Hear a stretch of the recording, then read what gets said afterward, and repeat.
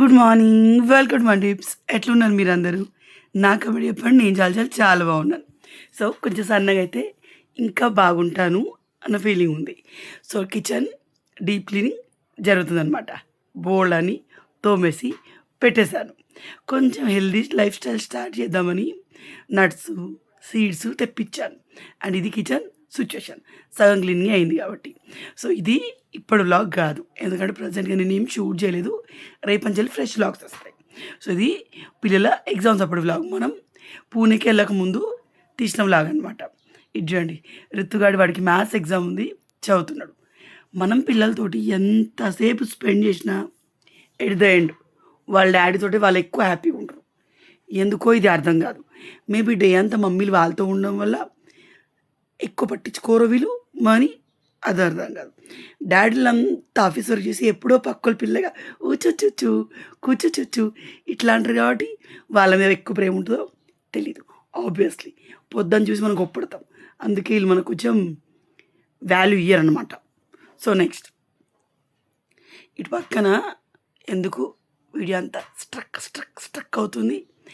ఎంత తోమేసి పెట్టాను. Glass jars తోమేటప్పుడు గుండె చేతిలోకి వచ్చేస్తుంది, ఎక్కడ జారి పగులుతాయని చెప్పేసి. అండ్ స్టిల్ నేను కొన్న ఈ గ్లాస్ జార్ కూడా నా చేతి గుండె కింద పడి పగిలిందే లేదు. సో అవి తోమేశాను. ఈ చిన్నవి తోమాలి. పెద్దవి ఆల్రెడీ తోమి సెట్ చేశాను. ఒక్కదానికేమో బర్రె పెట్టింది ఋతు అని దయ వల్ల. ఈ ఓవెన్ గురించి అడిగారు. అప్పుడు చాలామంది నేను చెప్పలేదు. ఈ ఓవెన్ ఏదో ఓల్డ్ మోడల్. మా పెద్దన్నయ్య వాళ్ళ ఇంట్లో పడి పడి పడి వాళ్ళు వాడక ఇల్లందుకుంటకు వచ్చింది. ఇల్లందుకుంట నుంచి 2 ఏళ్ళు పడి పడి పడి నేనేదో పిజ్జాలు తెచ్చుకుంటా, బర్గర్లు చేస్తా అని చెప్పి నేను ఇడి తెచ్చుకున్నాను. ఇడి తెచ్చుకుని వచ్చి నా కిచెన్లో ఒక ర్యాక్ దానికోసం వేసుకుంది, కానీ దాన్ని వాడే అవసరం ఏడా వస్తలేదు. సో ఇక్కడ శేఖర్ ఋతుగాడిని రెడీ చేసి తీసుకెళ్తున్నాడు. మా ఋతుగాడికి హాఫ్ డే స్కూల్ 8:30 వరకే. 8:30 నుంచి 12:30 వరకు. మా వాడు 9కి వెళ్తాడు. స్కూల్ టైంకి వీళ్ళు ఎప్పుడు పోయింది లేదు. సో వాళ్ళని స్కూల్కి పంపించేసి మిల్క్ ప్యాకెట్ తెమ్మన్నాను శేఖర్ని. ఇప్పుడు బ్రేక్ఫాస్ట్ రెడీ చేద్దాం. సో బ్రేక్ఫాస్ట్ ఈరోజు నేను కారం అట్లు పోస్తాను. మా చిన్నప్పుడు నేను ఎక్కువ తిని పెరిగా అనమాట వీటిని. మా ఇంట్లో ఎక్కువ ఇవే వేస్తారు. దోశలు కారం అట్లలానే పోస్తారు. దోశ చట్నీ రేర్. మా బూలచ్చవ ఇదే ఎక్కువ వేసేది. సో చాలా సింపుల్ ప్రాసెస్ ఆన్ స్క్రీన్ కనిపిస్తుంది. దోశ పిండిని పక్కన పెట్టేసేయండి. ఒక గిన్నె తీసుకొని ఆవాలు, జీలకర్ర, పచ్చిమిర్చి, మీకు కావాల్సిన అన్ని, ఉల్లిగడ్డ, వీటితో మీరు పొంగడాలు కూడా వేసుకోవచ్చు. ఉల్లిగడ్డ, కొంచెం సాల్ట్ వేసుకోండి. టొమాటో కూడా కావాలంటే యాడ్ చేసుకోవచ్చు. సో మా ఇంట్లో ఏమో చాలా బుజ్జి గిన్నెలు ఉంటాయి. నాకు చిన్న చిన్న గిన్నెలు అంటే ఇష్టం. మా గాలిపల్లి కూడా బోల్డ్ అన్నీ ఉంటాయి. కానీ మా పూజ అక్కోళ్ళ ఇంటికి పోయినా, మా ఇల్లు అందుకుంటకు పోయినా ఈ బుజ్జి గిన్నెలు చాలా తక్కువ ఉంటాయి. పూజ అక్కోళ్ళ ఇంట్లో పోతే ఏవైనా కానీ పెద్ద పెద్ద మూకుడులే ఉంటాయి. చిన్నగా ఎగ్గు కొట్టిపోద్దామన్నా, బుజ్జి దాంట్లో ఇంకేమైనా చాయ్ పెట్టుకుందామన్నా కూడా చిన్న గిన్నెలు ఉండవన్నమాట. సో దీన్ని ఇప్పుడు మీరు స్టైల్గా ఊతప్పం అనొచ్చు. బట్ ఇట్ ఈస్ కారపట్టు నేను చూపించేది. మీరు మీ పేరు మీకు నచ్చింది ఏదైనా పెట్టుకోండి. సో టొమాటో వేసాను. టమాటా వేస్తే ఒక మంచి ట్యాంగీ ఫ్లేవర్ వస్తుంది. అండ్ మా పుట్టింట్లో ప్రతి ఒక్క దాంట్లో టమాటా వేయడం అలవాటు. అలా అని చెప్పి సెపరేట్ టమాటా కర్రీ వాళ్ళు ఎప్పుడు వండలేదు. కానీ మా అత్తగారి ఇంట్లో సెపరేట్ టమాటా కర్రీ వండుతారు. అన్నిట్లో టమాటో యాడ్ చేయరు. సో నేను కూడా కాలాన్ని బట్టి, మన పోస్టింగ్ని బట్టి కొంచెం కొంచెం మారి టొమాటో వాడకం తగ్గించేసాను. సో ఇవన్నీ అయిపోయాక, ఎందుకంటే పిల్లలకు కొంచెం దోసపిండి ఉంచాలి కదా, మళ్ళీ ఈవినింగ్ వచ్చాక తింటా అంటారు. మనకి ఎంత ఎనఫ్ అవుతుందో అంత దాంట్లో ఈ మిక్స్ వేసుకొని పిండిని కొంచెం పల్చ వేసుకోవాలన్నమాట. సో ఈ పక్కన ఉంది ప్లాస్టిక్ బౌల్ కాదు. చాలామంది నా ఓల్డ్ డేస్లో చూశాను ప్లాస్టిక్ వాడుతురింది. అది ఫింగాని, దట్ ఈస్ ఫింగాని అదనమాట. సో తాలింపు నీళ్ళు వేసేసుకొని బుజ్జి అట్లా వేసేసుకోండి. కొంచెం గట్టిగా ఉంది, ఇంకొన్ని వాటర్ పోసేసుకోవాలి. అసలు ఎంత బాగుంటుందో. చాయ్ తాక్కుంటూ అట్టు తినాలి, ఇలా అట్టు తాక్కుంటూ చాయ్ తినండి. Choice is yours. రీసెంట్గా ఒక కమెంట్ చదివాను, ఎందుకు అక్క అత్తగారింటికి పోయి పని చేస్తావు, మంచిగా పుట్టింటికి వెళ్ళి నువ్వు రెస్ట్ తీసుకోవచ్చు కదా అక్క అని. పుట్టింటికి వెళ్ళి రెస్ట్ తీసుకునే అవకాశం ఉంటే, రెస్ట్ తీసుకోకున్నా పర్లేదు, పుట్టిల్లే కరెక్ట్ ఉంటాయి. ఏ ఆడపిల్ల కూడా అన్ని రోజులు అత్తగారింట్లో ఉండదు. మీరే ఆలోచించండి. మన సైడ్ ఎవరైనా ఆడపిల్లలు అమ్మ వాళ్ళ ఇంటికి ఎక్కువ వెళ్తారు, అత్తగారింటికి కూడా వెళ్తారు. బట్ అమ్మ వాళ్ళ ఇంటికి ఎక్కువ వెళ్తారు. సో నా లైఫ్లో నేను ఎక్కువ మా అత్తగారింటికే వెళ్తూ ఉంటాను. దానికి మెయిన్ రీజన్ నాకు మా నాన్న ఉన్న రోజులే మా పూణే ఇల్లు నా ఇల్లాగా నా వాడికి అక్కడికి వెళ్ళి నేను ఎంత పని చేసుకొనివ్వండి ఏమని చేయండి నా ఇల్లాగా అమ్మ ఊళ్ళో ఉన్న ఫీలింగ్ వచ్చేది. సో మా నాన్న చనిపోయారు అండ్ తర్వాత అయినా పూణే ఇంటికి పోతే బాగానే ఆ ఫీలింగ్ లేకపోయినా ఒక రకంగా బాగానే అనిపించింది. కానీ నేను ఎప్పుడు ఆడికి వెళ్ళినా నేనే అన్నీ చేసుకోవాలి మీ అందరూ తెలుసు. సో మెయిన్ థింగ్ నేను ఎక్కడికో వెళ్ళి రెస్ట్ తీసుకోవాలని ఆలోచనలో ఉండను. ఇల్లు అందుకుంటే వెళ్దామంటే అన్నయ్య పొద్దంతా ఇంట్లో ఉంటాడు అండ్ ఎందుకో ఇల్లు అందుకుంటే ఇంటికి నేను వెళ్తాను. కానీ మా నాన్న దగ్గర ఉన్న ఫీలింగ్ నాకు పూణే ఇంట్లో మాత్రమే వస్తుంది. ఆ పూణే ఇంటికి ఇప్పుడు వెళ్దామంటే మీరు మొన్న చూసారు కదా ఇల్లు ఎలా ఉందో. పుట్టిల్లు నాన్నతోటే పోయిందండి. ఉన్నాయి నా పుట్టింటి సైడ్ ఇల్లులు ఉన్నాయి కానీ అవి నాకు మా అమ్మ ఒడిలాగా పుట్టిల్లు అంటే అమ్మ ఒడిలా ఉండాలి. సో ఆ ఫీలింగ్ నాకు రాదు.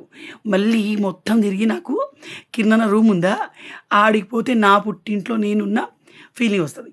ఎందుకు వస్తుందో తెలీదు. సో మనస్ఫూర్తిగా వచ్చే ఫీలింగ్ అక్కడనే వస్తుంది. అండ్ నెక్స్ట్ థింగ్ నాకు అత్తింట్లో పని ఎక్కువ పుట్టింట్లో పని తక్కువ అని ఉండదు. నేను ఏడికి పోయినా పని చేస్తా. ఇది నా చాయిస్. మా అత్తే నన్నేం పని చేయమని అడగరు. సో నా చాయిస్ నా రెస్పాన్సిబిలిటీ. సో అట్లా నేను పుట్టింటికి వెళ్తే నన్ను అట్లా ఇప్పుడు రమ్య పుట్టింటికి వస్తే రమ్యను కూర్చోబెట్టి మా అత్తయ్య నేను చేస్తాం. నాగో లోపల ఉంటుంది నేను పుట్టింటికి వెళ్తే నన్ను అట్లా అడిగే వాళ్ళు ఉండాలని. సో నాకు లేనప్పుడు ఆ బాధ ఎట్లుంటుందో నాకు తెలుసు. అందుకే మా రమ్యను పుట్టింటి వైబ్స్లోనే ఉంచుతాం మేము. మనకు అది లేనప్పుడు మన ఆడపడుచుని ఆ బాధ లేకుండా చూసుకోవాలి, తనకు అలా ఫీలింగ్ రాకూడదు అన్న ఫీలింగ్ నాకు ఎక్కువ ఉంటుంది. అండ్ మెయిన్ థింగ్ మా అత్తయ్య కూడా ఉన్న మమ్మీ చనిపోయారు. మా అత్తయ్య ఏడికెళ్ళినా రెస్ట్ తీసుకోదు. So one of the reason నేను గాలిపల్లిలో అన్ని మీద వేసుకొని చేసుకోవడానికి అది కూడా. సో మా అత్తయ్య కూడా రెస్ట్ ఉండదుగా. రమ్యోళ్ళ ఇంటికి వెళ్ళినా చేయాలి, ఈడికి వచ్చినా శేఖర్ వంట చేయమంటాడు.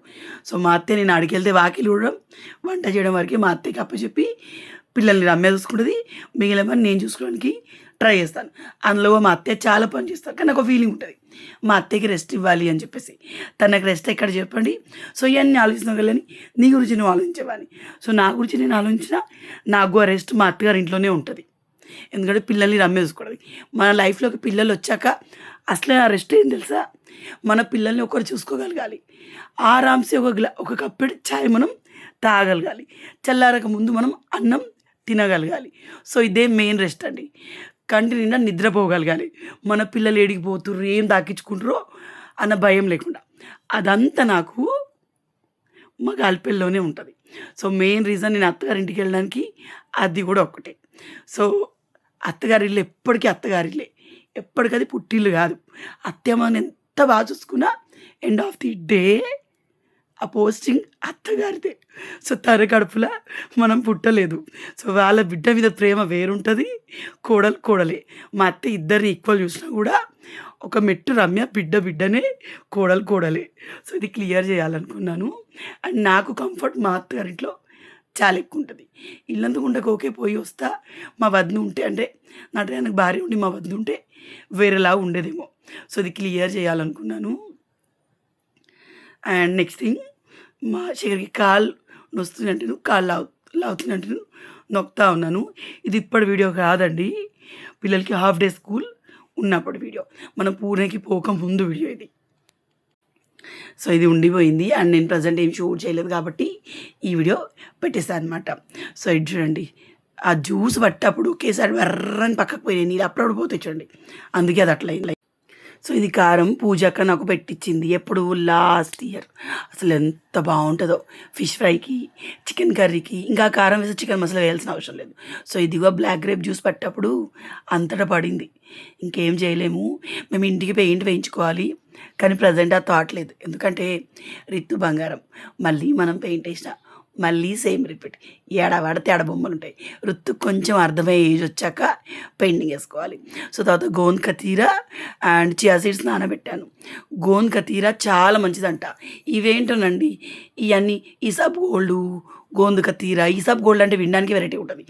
ఇవన్నీ ఒకప్పుడు మనకు తెలియదు కదా, ఇప్పుడు కొత్తగా వస్తున్నాయి కానీ ఇవి ఎప్పంచలో ఉన్నాయని అంటున్నారు. అండ్ గోంద్ కతీరా వల్ల మనకి మజిల్స్, బొక్కలు, బోన్స్కి చాలా మంచిదంట, విన్నాను రీసెంట్గా నేను. అండ్ ఎస్ అది ఏ ఫ్లేవర్ ఉంటుంది కాబట్టి మనం ఏదైనా డ్రింక్ చేసినప్పుడు అది క్రిస్టల్ జెల్లీ లాగా ఉండడం వల్ల ఆ డ్రింక్ చిక్కగా అవుతుంది. సో నేను అమెజాన్ నుంచి తెప్పించాను ఇవి. నేను ఆ రోజు చూపించాను మీకు ఆల్రెడీ. దీనికి ముందు వ్లాగ్ మీరు చూడడానికి ట్రై చేయకుండా 2 నెలల ముందు నెల 15 రోజుల ముందు ఉంటుంది, ఏప్రిల్లో ఉంటుంది. సో ఇవన్నీ చియా సీడ్స్, ఈ సీడ్స్, యాపిల్ సైడర్ వెనిగర్ ఇవన్నీ ఒక ట్రేలో పెట్టిన.